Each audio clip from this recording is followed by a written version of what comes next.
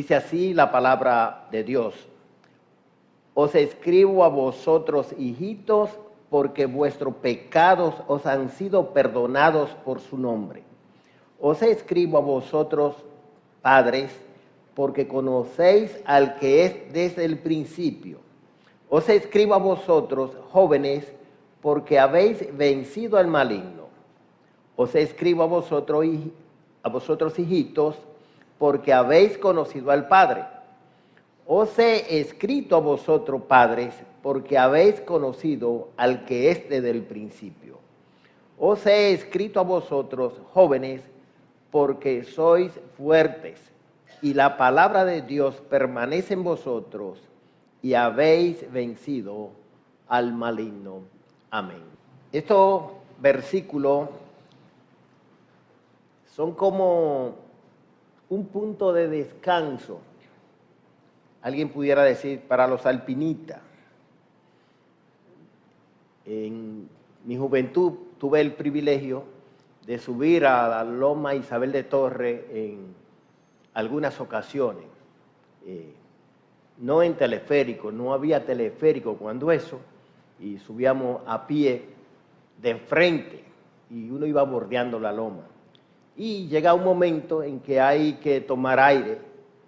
A veces usted no puede caminar más de, 3 minutos, 5 minutos, y tiene que detenerse. Por eso era la Loma Isabel de Torres. Juan Vila me cuenta de cómo él iba al Pico Duarte con mucha frecuencia y que hay puntos que tienen nombre. Y dice que uno llega a un lugar que se llama la Loma del Arrepentimiento. Y ahí usted decide seguir o en mula o descender ya. Y ahí mucha gente se devuelve. Pero a esos lugares donde usted llega y descansa un poco, toma aire y como usted está dispuesto a llegar a los 3.175 por encima del nivel del mar, usted sigue. Entonces, esta porción, estos 3 versículos son como ese punto de apoyo. Ustedes saben que hemos tratado de destacar el hecho de que Juan no tiene punto grises, él no tiene media tinta. O usted es una cosa o usted es otra. No es asunto de decir, si decimos y no hacemos, entonces usted no es un verdadero creyente. Por eso hemos titulado esta serie Certificando nuestra conversión. ¿Cómo nosotros podemos ser consistentes con lo que decimos, con lo que creemos? Cómo el apóstol Juan demanda de que nuestras convicciones lleven a acciones prácticas. Es imposible ser cristiano sin una connotación moral. Es imposible ser cristiano si usted no tiene bien claro en su corazón, en su mente, las verdades esenciales del Evangelio. Es imposible vivir una vida de apariencia de cristianismo si usted aborrece a su hermano. Es imposible que usted sea cristiano. Eso es lo que Juan plantea. Pero aquí, como él está contrarrestando a falso creyente y personas que deambulan diciendo que se puede llegar a la perfección moral hasta ser sin pecado, sin Cristo, y que a través de filosofía usted puede llegar a ese conocimiento. Juan ha estado constantemente bombardeando esas verdades. Él ahora hace como un paréntesis, como un descanso. Por si acaso algún creyente dice, no, oye, pero esto es imposible. Esto es imposible. ¿Quién va a guardar los mandamientos? Y Juan dice que si no guarda los mandamientos, no es verdad que es creyente. Entonces, él aquí hace este paréntesis, este descanso, y llama a los creyentes como con palabras de consuelo, como con palabras de ánimo. Hay posibilidad. Entonces, él por eso introduce, os escribo a vosotros, Versículo 12, os escribo a vosotros, hijitos, porque vuestros pecados os han sido perdonados por su nombre. Os escribo a vosotros, padres, porque conocéis al que es desde el principio. Os escribo a vosotros, jóvenes, porque habéis vencido al maligno. Os escribo a vosotros, hijitos, porque habéis conocido al Padre. Os he escrito a vosotros, padres, porque habéis conocido al que es desde el principio. Os he escrito a vosotros, jóvenes, porque soy fuerte, y la palabra de Dios permanece en vosotros, y habéis vencido al maligno. Es una constante repetición. Hay algunas explicaciones que difieren acerca por qué el apóstol Juan usa la palabra hijitos, padres y jóvenes. Lo digo de esa manera porque así está en el texto en primer lugar. Él se refiere a los hijitos, luego se refiere a los padres, luego se refiere a los jóvenes. Luego él se refiere nuevamente a los hijitos, se refiere a los padres y se refiere a los jóvenes. Y ahí está la repetición. Hay como una curiosa interpretación o una manera de entenderlo de alguien que él dijo que era como que Juan estaba escribiendo y alguien lo interrumpió y luego volvió y repitió lo mismo que estaba diciendo. Lo único que en la segunda ocasión lo hace ya como algo del pasado, porque ya escribió. Y fíjense que a principio él habla de un presente. Os escribo a vosotros. Luego en el versículo 14, él os he escrito, ya está en pasado.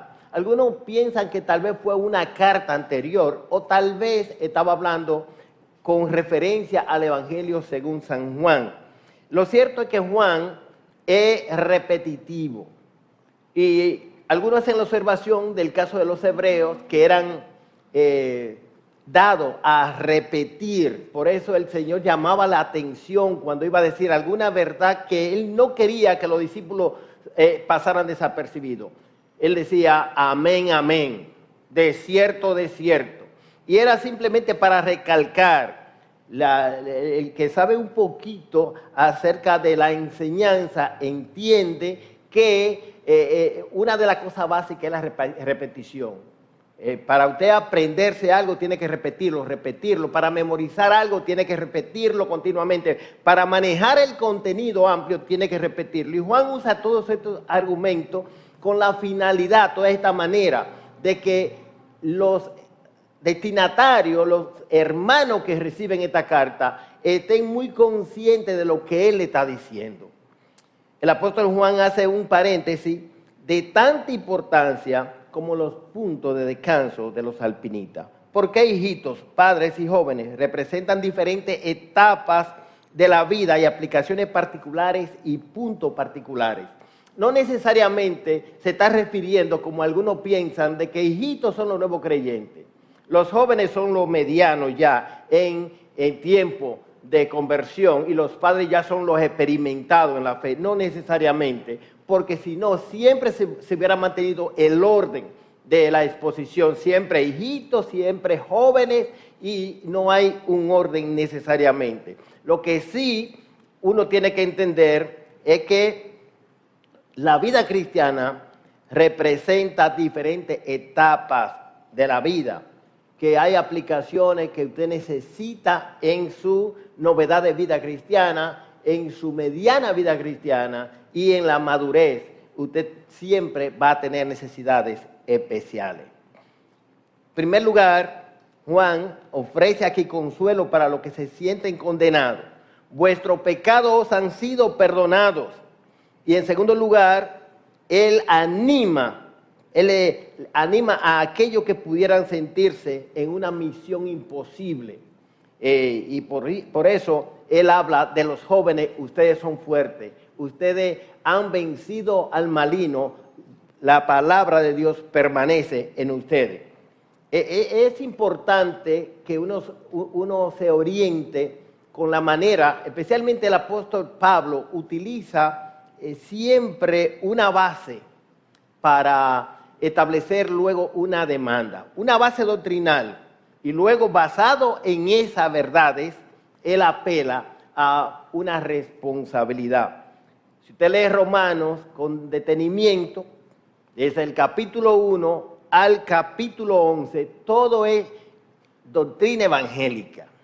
Lo que Dios ha hecho con el creyente, cómo Dios ha actuado para salvar al creyente, nuestra condición sin Dios. Pero cuando usted llega al capítulo 12, hasta el verso 16, son demandas. Es decir, él establece primero la doctrina, las verdades esenciales del Evangelio. Y basado en esa verdad, entonces dice, mire, os ruego por la misericordia de Dios que presentéis vuestro cuerpo en sacrificio vivo, santo, agradable a Dios, que es vuestro servicio racional. Es decir, primero usted sabe lo que son las verdades esenciales del Evangelio y luego el apóstol Pablo, la palabra de Dios, le compele a vivir a la altura de esa demanda. Está mucho más sencillo en los capítulos, en los 6 capítulos de la carta a los Efesios. Capítulo 1 al capítulo 3, lo que Dios ha hecho en Cristo con el creyente. Capítulo 4, andá ahora de esa manera. Tú eres una nueva criatura, tú estás en Cristo, tú has sido libertado de la esclavitud del pecado, tú has sido trasladado del reino de las tinieblas al reino de su amado Hijo. Por tanto, tú tienes que vivir a la altura de esa verdad que ya tú sabes. Siempre uno va a encontrar esa verdad y Juan lo hace de esa manera también. Hay ciertos postulados que son fundamentales para hacer alguna demanda a los creyentes y sería una pérdida de tiempo hacerla a uno creyente. Uno no puede imaginarse que Juan a los inconversos le dijeran no améis al mundo ni la cosa que está en el mundo. Eso sería una locura. A veces, lamentablemente, hay creyentes que están demandando ética de una persona que no tiene a Cristo. Es un imposible. ¿Cómo usted le pone una ética cristiana a una persona que no conoce el Evangelio, que no tiene el Espíritu Santo en su vida, que no tiene la palabra de Dios morando en su corazón? Eso es un absurdo. Y a uno le gustaría moralizar con el Evangelio. Sin embargo, es una pérdida de tiempo que lo que trae confusión, porque sería como vestir a un cerdo, bañadito, y tan pronto como encuentra una pocilga, se va a lanzar, porque tiene su corazón todavía de cerdo. De manera que hay la necesidad esenciales del Evangelio que nosotros debemos manejar. Vamos a considerar por lo menos 3 verdades que salen a relucir en estos versículos que son de vital importancia, que Juan, inspirado por el Espíritu Santo, nos dejó a nosotros para que la tomemos en serio. Debemos tener completamente claro la cuestión del perdón de nuestro pecado. Ese es el primer postulado. Debemos tener completamente claro la cuestión del perdón de nuestro pecado. Vuestro pecado os han sido perdonados por su nombre. Os escribo a vosotros, hijitos, porque vuestros pecados os han sido perdonados por su nombre. Mire, nadie puede ser cristiano si no tiene conciencia de que Dios le ha perdonado su pecado. Nos reunimos aquí para adorar a Dios, recordando su muerte, sepultura y resurrección, y el énfasis es que nosotros en otro tiempo éramos insensatos, rebeldes, extraviados, pero Dios, esas son las verdades que se destacan. Si usted no tiene esa conciencia ya tranquila, porque la gracia de Dios le ha inundado su corazón y sus pecados han sido perdonados, ¿cómo usted va a encarar el pecado ahora? El Salmo 103, en sus primeros 3 versículos, dice: bendice alma mía Jehová, y bendiga a todo mi ser su santo nombre. Bendice alma mía Jehová, y no olvides ninguno de su beneficio. Y cuando el salmista quiere destacar, enumerar esos beneficios que nunca su alma debe olvidar, dice el verso 3, Él es quien perdona todas tus iniquidades. Es decir, usted y yo cuando vamos a valorar lo que Dios ha hecho en nuestro favor, nunca podremos sobreestimar el aspecto del perdón de nuestro pecado. Eso es lo que nos libra de la condenación eterna. Así que David estaba muy consciente de la valoración en orden. Él es quien perdona todas tus iniquidades, el que sana toda tu dolencia, etc. Cualquier cosa puede venir después del perdón de nuestro pecado. En el Salmo 32, bienaventurado aquel cuya transgresión ha sido perdonada y cubierto su pecado. Bienaventurado el hombre a quien Jehová no culpa de iniquidad y en cuyo espíritu no hay engaño. Mientras callé se envejecieron mis huesos en mi gemir todo el día, porque de día y de noche se agravó sobre mí tu mano. Se volvió mi verdor en sequedades de verano. Mi pecado te declaré y no encubrí mi iniquidad. Dije, confesaré mis transgresiones a Jehová, y tú perdonaste la maldad de mi pecado. Nunca puedo olvidar en los días de mi conversión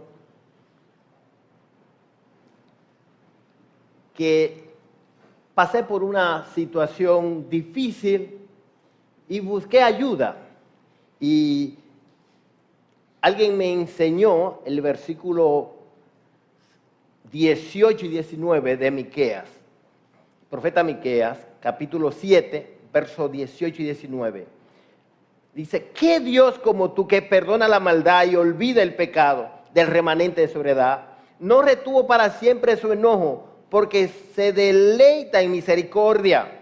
Él volverá a tener misericordia de nosotros.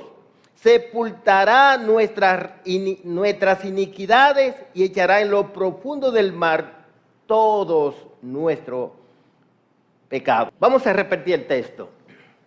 ¿Qué Dios como tú que perdona la maldad y olvida el pecado del remanente de su heredad, no retuvo para siempre su enojo, porque se deleita en misericordia? Él volverá a tener misericordia de nosotros. Sepultará nuestras iniquidades y echará en lo profundo del mar todos nuestros pecados. No dice alguno, es decir, Dios tiene la capacidad de borrar de su memoria para la aplicación de su justicia todas nuestras iniquidades. Efesios capítulo 1, verso 7, en quien tenemos redención por su sangre, el perdón de pecados según las riquezas de su gracia. Cuando nosotros pensamos en perdonar, nosotros tenemos limitantes. Ya más de ahí no vuelva. Pero que tú no sabes cuántas veces. Pues mire, cuando Dios perdona al que pone su confianza en Cristo para salvación, dice que Él lo perdona según las riquezas de su gracia. Eso no es como cuando uno da, usted da algo y usted da conforme a sus limitaciones o conforme a sus posesiones. Pero imagínese sus posesiones, usted da conforme a sus posesiones. Y don Pepín Corripio da conforme a sus posesiones. ¡Wow! Entonces eso no es lo mismo. Pues mire, Dios nos perdona conforme a las riquezas de su gracia. El apóstol Juan no simplemente está destacando el aspecto del perdón, sino la clase de perdón que nosotros hemos recibido. Él destaca que el perdón ha sido por su nombre. Y lógicamente usted entiende por qué nombre. ¿El nombre de quién? El nombre del Señor Jesucristo. Por su carácter. El apóstol Juan destaca esa verdad, la manera del perdón. Y en la Biblia eso está bien claro desde el Antiguo Testamento. Capítulo 53 de Isaías, versos 5 y 6. Mas el herido fue por nuestras rebeliones, molido por nuestros pecados, el castigo de nuestra paz fue sobre él, y por su llaga fuimos nosotros curados. Todos nosotros nos descarriamos como ovejas, cada cual se apartó por su camino, mas Dios, Jehová, cargó en él el pecado de todos nosotros. El apóstol Pablo lo reseña a los corintios. 2 Corintios 5:19, que Dios estaba en Cristo, reconciliando consigo al mundo, no tomándoles en cuenta a los hombres sus pecados, y nos encargó a nosotros la palabra de la reconciliación. Así que somos embajadores en nombre de Cristo, como si Dios rogase por medio de nosotros. Os rogamos en nombre de Cristo, reconciliados con Dios. Verso 21, al que no conoció pecado, por nosotros lo hizo pecado, para que nosotros fuésemos hechos justicia de Dios en él. No solamente se destaca el hecho de que Dios nos ha perdonado, sino la manera nos ha perdonado gracias al sacrificio de nuestro Señor Jesucristo. Y eso se presenta como un aliciente, como algo lógico acerca de la satisfacción de la justicia de Dios. El versículo 9 del capítulo 1 de esta primera carta dice, si confesamos nuestro pecado, Él es fiel y justo para perdonar nuestros pecados y limpiarnos de toda maldad. Es decir, ¿se acuerdan? Juan no destaca la misericordia de Dios para el perdón del pecado del creyente. No destaca el amor de Dios. Él destaca su fidelidad, Él cumple lo que promete. Y su justicia, ya Cristo pagó una vez por siempre por nuestro pecado. Todo creyente debe estar seguro del perdón de su pecado. Él debe estar consciente de la gracia de Dios. Él debe estar consciente de la obra de Cristo. Él debe estar consciente de las verdades de la palabra de Dios. Él debe creer la palabra de Dios. Martin Lloyd-Jones destaca, dice, no estar seguro del perdón de sus pecados no es señal de santidad, es negar la palabra de Dios y ponerla en duda. Él aclara esto en el contexto de que hay gente que cuando usted le pregunta, ¿y tú eres salvo? Bueno, eso nadie lo sabe, yo estoy buscando mi salvación. Y Dios te perdonó todos tus pecados. ¿Tú no te acuerdas cómo tú eras? Bueno, yo estoy buscando el perdón. Mire, eso no es señal de humildad ni de santidad. Eso es ignorancia bíblica o falta de fe, de confianza en las verdades esenciales de la palabra de Dios. Porque el apóstol Pablo, por inspiración divina, la palabra de Dios acentúa vuestro pecado os han sido perdonados por su nombre. Antes de nosotros seguir la vida cristiana, tenemos que estar bien conscientes de que el pecado es un hecho irreversible. Es decir, usted no pudiera comenzar la vida cristiana hoy y cambiar de vida y no entender que sus pecados tuvieron que ser perdonados. Porque ya, ¿qué usted va a hacer ahora con los pecados que usted cometió? Que le llevan al infierno. Y usted comenzó hoy la vida cristiana. Solamente por la gracia de Dios, perdonando nuestros pecados, somos librados de ir a la condenación eterna. En segundo lugar, el apóstol Juan destaca cómo lidiar con el pecado y Satanás. Él destaca la importancia que nosotros tenemos que estar conscientes de esa verdad y de la gracia de Dios a nuestro favor. Él dice, ustedes son fuertes, han vencido al maligno y la palabra de Dios permanece en vosotros. La victoria del creyente sobre Satanás es un hecho real en Cristo.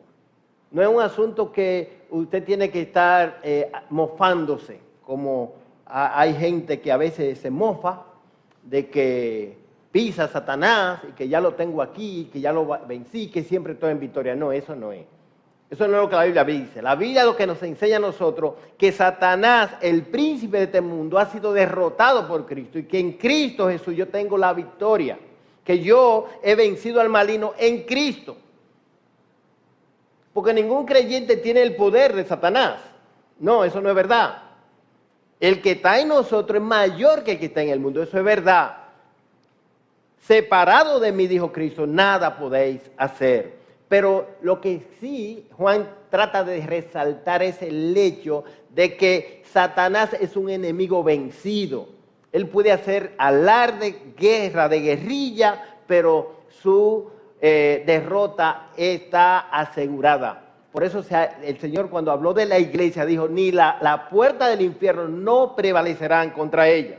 En Efesios capítulo 2, verso 1 y hasta el versículo 3 y su siguiente, se destaca el hecho histórico de que Satanás ha sido derrotado. Y él os dio vida a vosotros cuando estabais muertos en vuestros delitos y pecados, en los cuales anduvisteis en otro tiempo, siguiendo la corriente de este mundo, conforme al príncipe de la potestad del aire, el espíritu que ahora opera en los hijos de desobediencia, entre los cuales también todos nosotros vivimos en otro tiempo. Es un asunto del pasado.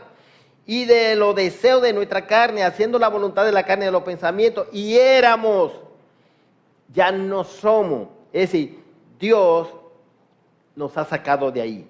Colosenses capítulo 1, verso 13, el cual nos ha librado de la potestad de las tinieblas y trasladado al reino de su amado Hijo. Ya, eso no es un asunto futuro, ya Él los ha constituido. Y por si acaso uno piensa en la acusación satánica, dice Colosenses 2, 14 y 15, que Cristo anuló el acta de los decretos que había contra nosotros, que nos era contraria, quitándola de en medio y clavándola en la cruz, despojando a los principados y a las potestades, los exhibió públicamente, triunfando sobre ellos en la cruz. Es decir, eso ya es una realidad. La victoria es nuestra porque Cristo la ganó. No puedo olvidar, el hermano Fausto Ayala, él lo ilustraba de la siguiente manera. Usted está viendo un juego de pelota, oyendo un juego de pelota, usted está viendo el juego. Cuando se termina el juego, usted dice, ganamos, pero usted estaba jugando. No, pero su equipo ganó. Entonces, pues nosotros podemos decir que ya ganamos porque nuestro capitán, nuestro redentor, triunfó y nos adjudicó ese triunfo en la cruz del Calvario y con su resurrección. Y el apóstol, la palabra de Dios quiere que usted y yo estemos conscientes de eso. No solamente de que ya ha sido un triunfo, sino que Dios ha puesto su poder a nuestra disposición. Efesios 1:18, alumbrando los ojos de vuestro entendimiento, para que sepáis cuál es la esperanza que Él los ha llamado y cuál es la riqueza de la gloria de su herencia en los santos y cuál la supereminente grandeza de su poder para con nosotros, los que creemos según la operación del poder de su fuerza, la cual operó en Cristo, resucitándole de los muertos, sentándole a su diestra en los lugares celestiales. Esta expresión de este versículo, o de estos versículos, está dentro del contexto de una oración. El apóstol Pablo introduce, yo pido por vosotros, y dentro de esa petición que él hace a Dios, dice, para que Dios alumbre los ojos de vuestro entendimiento, es decir, para que Dios le dé luz, para que ustedes perciban las verdades, para que ustedes sepan cuál es la esperanza a que Él los ha llamado y cuál es la riqueza de la gloria de su herencia en los santos, que ustedes estén conscientes de lo que los espera y que ustedes, los creyentes, sepan cuál la supereminente grandeza de su poder para con nosotros, lo que creemos, según la operación del poder de su fuerza. Es decir, el apóstol Pablo recoge todas las palabras del idioma que usa para destacar el poder de Dios. Y dice que ese poder ha sido puesto a nuestra disposición. Y él da un ejemplo de ese poder, la cual operó en Cristo, resucitándole de los muertos y sentándole a su diestra en los lugares celestiales. ¿Usted quiere más poder de ahí? Y dice el 3:20, y a aquel que es poderoso para hacer todas las cosas, mucho más abundantemente de lo que pedimos o entendemos, según el poder que actúa en nosotros. El apóstol Juan destaca, ustedes han vencido al maligno. Ustedes han vencido al maligno. Eso ya es una realidad porque Cristo lo logró. Y en tercer lugar, él destaca la importancia de que la palabra de Dios permanece en nosotros. Y eso es una verdad constante en la Biblia que nosotros debemos tener bien claro. Hemos nacido por la palabra de Dios. Nadie puede ser cristiano si primero no oye la palabra de Dios. Habiendo oído la palabra de verdad, el evangelio de vuestra salvación, y habiendo creído en él, fuiste sellado con el Espíritu Santo. Esos son los pasos. ¿Y cómo creerán sin haber quien le predique? Es decir, no se puede ser cristiano si usted no tiene, no ha oído la palabra de Dios. El apóstol Pedro lo dice de la manera siguiente en el versículo 23 del capítulo 1. Siendo renacido no de simiente corruptible, sino de incorruptible por la palabra de Dios que vive y permanece para siempre. Santiago 1, 18 y verso 21 también dice, Él de su voluntad nos hizo nacer por la palabra de verdad para que seamos primicia de sus criaturas, por lo cual, desechando toda inmundicia y abundancia de malicia, recibí con mansedumbre la palabra implantada, la cual puede salvar vuestras almas. ¿Ustedes se acuerdan? Alfredito hablaba de Efesios capítulo 6, y él destacaba el versículo 17, toma el yelmo de la salvación y la espada del Espíritu, que es la palabra de Dios. Primera Tesalonicenses capítulo 2, verso 13, por lo cual también nosotros sin cesar damos gracias a Dios de que cuando recibiste la palabra de Dios que oíste de nosotros, la recibiste no como palabra de hombres, sino según es en verdad la palabra de Dios, la cual actúa en vosotros los creyentes. La iglesia de Tesalónica se le ha denominado la iglesia modelo. El apóstol Pablo la pone como la iglesia modelo. El hermano Amaury Castillo escribió un libro acerca de esta carta.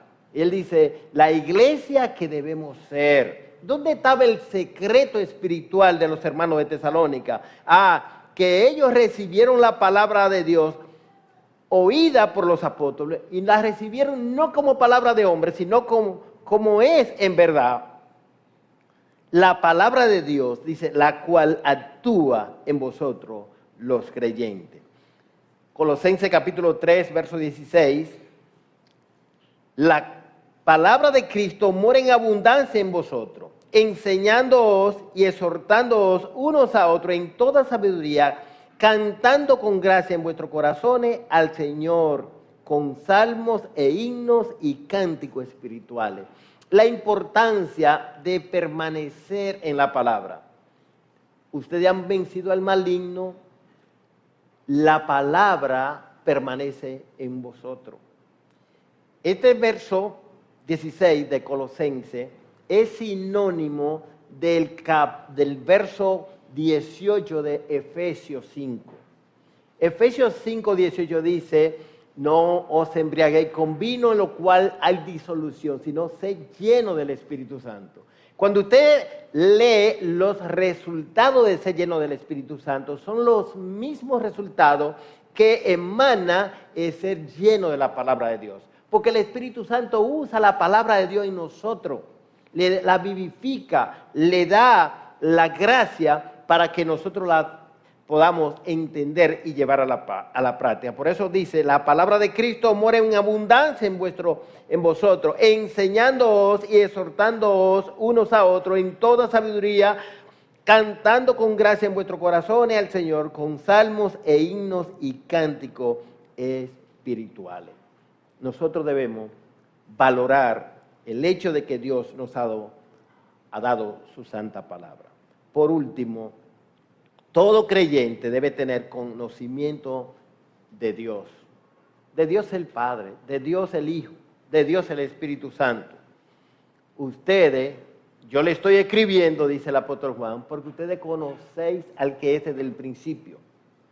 Ustedes han conocido al Padre, ustedes conocen al Hijo. Ser cristiano es sinónimo de conocer a Dios. Y esta es la vida eterna, dice Juan, que te conozcan a ti, al único Dios verdadero y a Jesucristo a quien has enviado.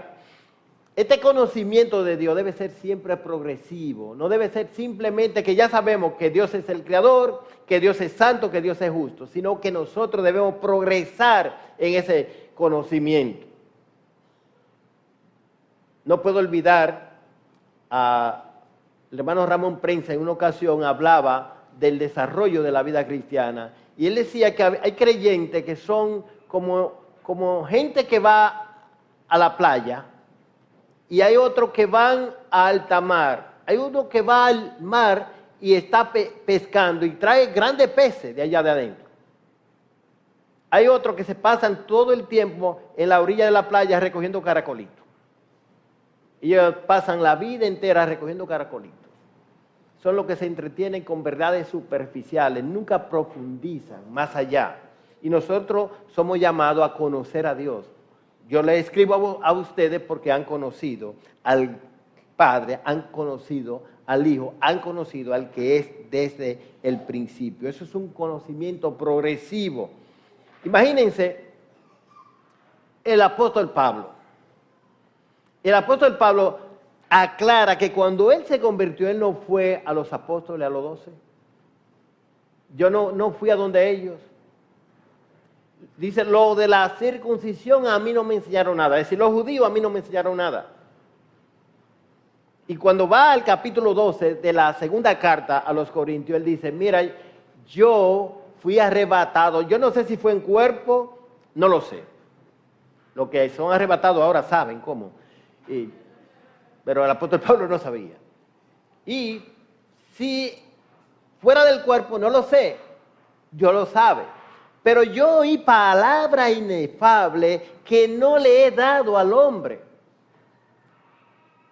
Exponer, es decir, no hay manera de decir lo que yo vi. Y fíjense cómo en el capítulo 3 de la carta a los Filipenses, él habla, a fin de conocer, verso 10, y el poder de su resurrección y la participación de su padecimiento, llegando a ser semejante a él en su muerte.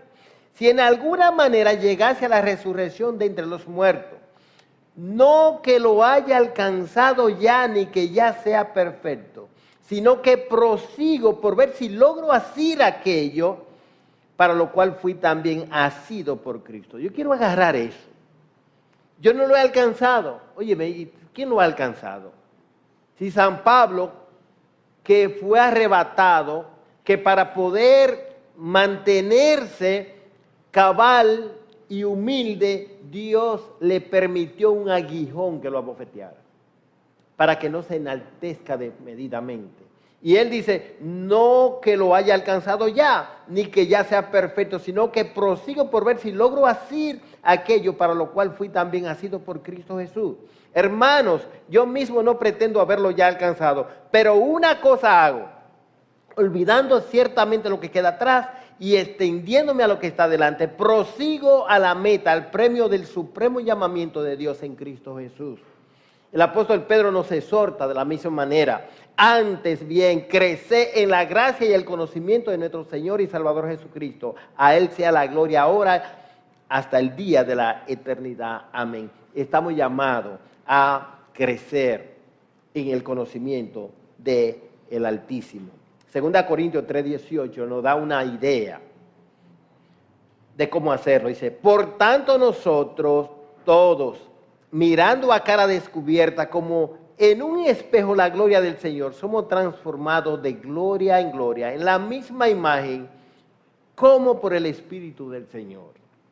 Si usted va al versículo 13 de este capítulo 3 de la segunda carta, usted va a encontrar una analogía, como Moisés, cuando descendió del monte, irradiaba la gloria de Dios en su rostro. Entonces, cuando él se dirigía al pueblo, él tenía que cubrir su rostro con un velo.